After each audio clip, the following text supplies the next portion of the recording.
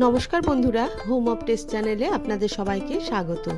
আজকে আমি করে দেখাচ্ছি পটলের মিষ্টি। আমি এখানে বড় বড় 14টা পটল ভালোভাবে খোসা ছাড়িয়ে পরিষ্কার করে কেটে নিয়েছি। 1 লিটার ফুলফ্যাটের দুধের খোয়া বাড়িতেই করে নিয়েছি। 1 টেবিল স্পুন করে কাজু, আমন্ড আর পেস্তা কুচি। 2 টেবিল স্পুন নিয়েছি চিনি গুঁড়ো, 2 টেবিল স্পুন গুঁড়ো দুধ, 1 টিস্পুন ঘি আর 1/2 টিস্পুন এলাচের গুঁড়ো।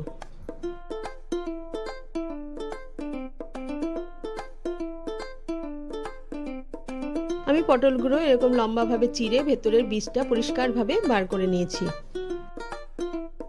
এরপর একটা বড় কড়াইয়ের মধ্যে 3-4 গ্লাস জল ভালোভাবে ফুটতে দিয়েছি। জলটা ভালোভাবে ফুটে উঠলে দিয়ে দিলাম 1 টিস্পুন বেকিং সোডা।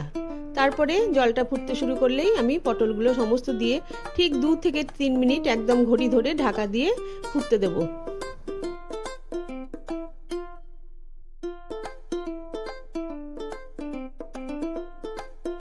ঠিক 2 থেকে 3 মিনিটই সেদ্ধ করতে হবে, তার বেশি সেদ্ধ করলে কিন্তু চলবে না।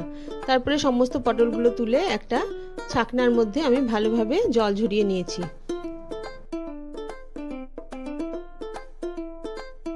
এরপরে একটা কড়াইয়ের মধ্যে নিয়ে নিলাম 1 কাপ চিনি আর 1/2 কাপ জল। চিনি আর জলটা ভালোভাবে গুলে গেলে আমি সেদ্ধ করে রাখা পটলগুলো দিয়ে ঠিক 8 থেকে 10 মিনিট ভালোভাবে ফুটিয়ে নেব, যাতে পটলগুলোর মধ্যে মিষ্টিটা ভালোভাবে ঢুকে যায়। আর এর মধ্যে আমি দিয়ে দিলাম কয়েক ফোঁটা গ্রিন ফুড কালার, যাতে একটু মিষ্টিগুলো দেখতে লোভনীয় হয়।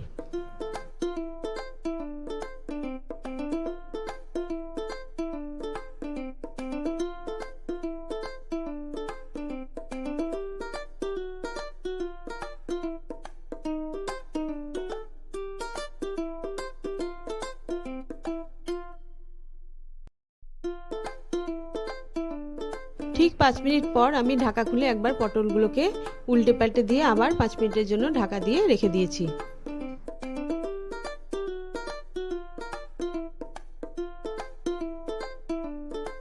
আমার 10 মিনিট রসে ফোটানো হয়ে গেছে। এবার সমস্ত পটলগুলোকে একে একে তুলে রসটা যতটা সম্ভব পারবো ঝেড়ে নেব।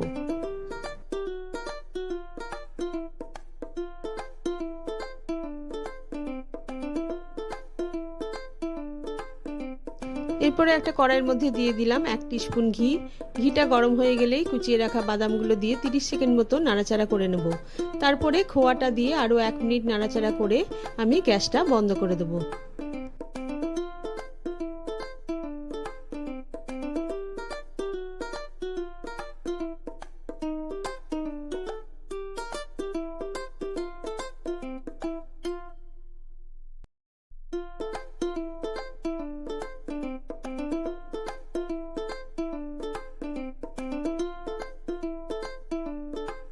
গ্যাসটা আমি বন্ধ করে দিয়েছি। একে একে 2 টেবিল স্পুন গুঁড়ো চিনি, 2 টেবিল স্পুন গুঁড়ো দুধ, 1/2 টিস্পুন এলাচের গুঁড়ো আর কয়েক ফোঁটা আমি গোলাপ জল ব্যবহার করেছি।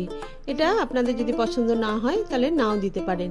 তারপরে সমস্তগুলো দিয়ে ভালোভাবে নাড়াচাড়া করে মিশিয়ে আমার পুরটা রেডি হয়ে গেল।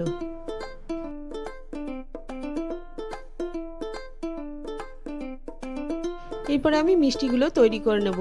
আমার পুরটাও একটা ছড়ানো জায়গায় রেখে ঠান্ডা করে নিয়েছি, আর পটলগুলোও আমার ঠান্ডা হয়ে গেছে।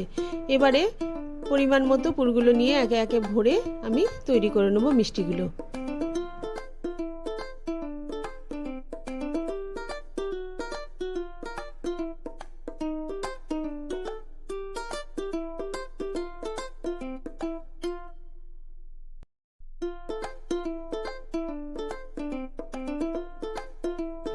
সমস্ত মিষ্টিগুলো আমার তৈরি করা হয়ে গেছে। ওপর থেকে কিছু পরিমাণে পেস্তা কুচি ছড়িয়ে আমি মিষ্টিগুলো পরিবেশন করে দিয়েছি।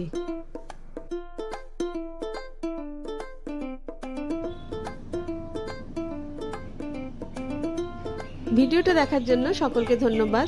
খুব সহজ এই পটলের মিষ্টি রেসিপিটি কেমন লাগলো অবশ্যই একবার বাড়িতে ট্রাই করবেন এবং কমেন্ট করে জানাবেন।